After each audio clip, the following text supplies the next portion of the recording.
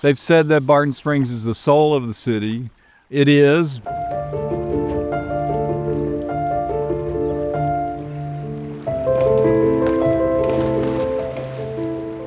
I used a quote from an old girlfriend that there's really only two stories ever told. Two people fall in love, or a stranger comes to town. Jim Bob Moffett was a stranger that came to town. Barton Creek Properties was proposing this giant development. We've asked the important question, is it going to protect the creek and is it going to protect Barton Springs? And that answer is no. The all-night hearing, the uprising, galvanized the community. Everybody loves Barton Springs and everyone wanted to save it, and here was the tool to do it. We passed the strongest water quality protection ordinance in the nation by citizen initiative. That's direct democracy under our city charter. And it's a way that we can help shape the future directly. Bill was the critical piece. He came up with the idea in the first place. We have to pass a law. SOS is the reason we can still swim in Barton Springs today.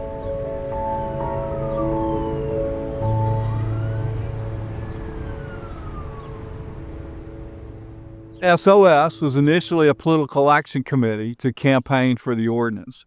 After it passed, then that's when we formed Save Our Springs Alliance as a nonprofit 501c3. It was obvious that the environmental community needed a legal advocate. Believe it or not, some of this actually makes sense.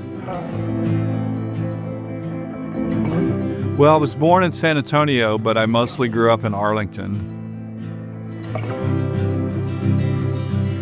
And then my older sister was a competitive swimmer, so I became a water kid. When we started coming to Central Texas for swim meets, I saw this unbelievably beautiful, crystal clear water. But I remember just going crazy and like forgetting about my races and going and exploring around the springs.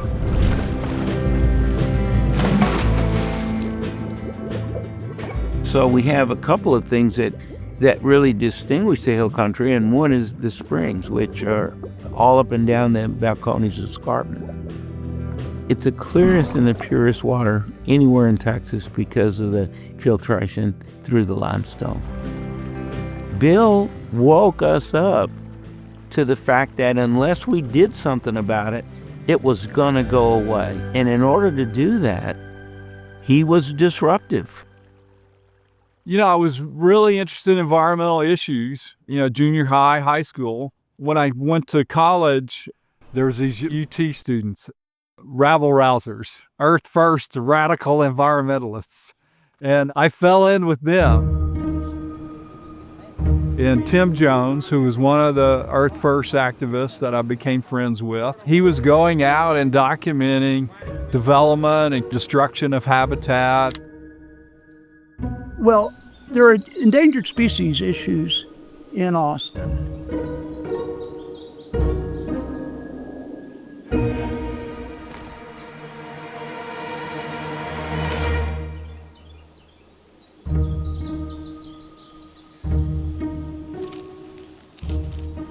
There was literature on the predicament of the golden cheek warbler. It was a proposed listing.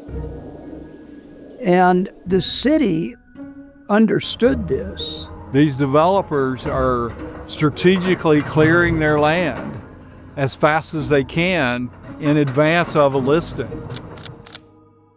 We saw imminent development seriously threaten the best warbler habitat in the world.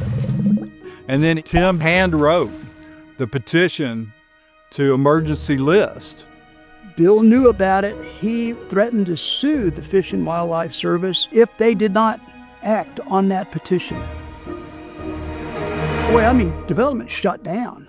All over West Austin, nobody could do anything. The bulldozers literally stopped.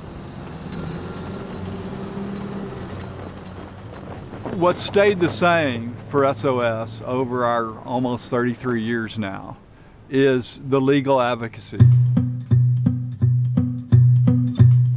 Bill's the kind of person you really don't want to get in a big fight with. He is the most determined, fierce, dogged opponent that I've ever come across. Do I get my 8 minutes? No, sir.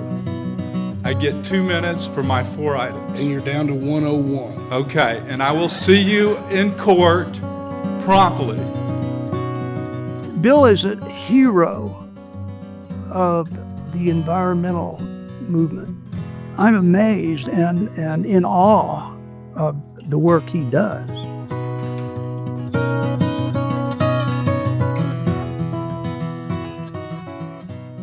The warbler, because it had the most expansive range of habitat, became the driving force for the Balcones Canyonlands Preserve.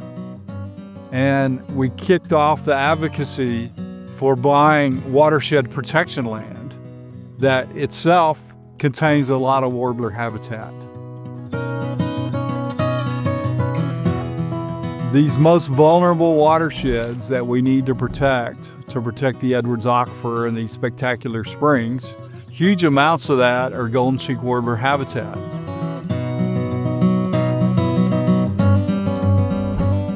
If we're protecting the warbler and its habitat, we're protecting the water for all the other species, for human and economic development. I remember when we were advocating for protecting the warbler and getting it listed in danger. Oh, you're just trying to protect the water by getting it listed. It's like, well, yeah, we are. Yes, we want to protect both. The warbler and the water fit together hand in glove in this part of Central Texas.